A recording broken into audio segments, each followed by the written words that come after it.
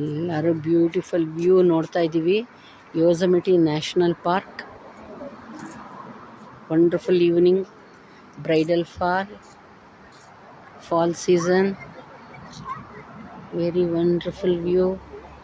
All are enjoying today with photos.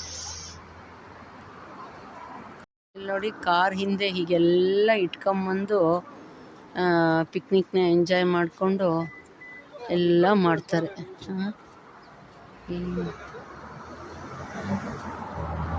ಹಿಂದೆ ಇರೋದು ಅದ್ರ ಮುಂದೆ ಇರೋದು ಅಷ್ಟೇ. ಐ ಥಿಂಕ್ ಅದು ಲ್ಯಾಂಬೋರ್ಗಿನಿ ಇರಬೇಕು. ಹೌದಾ?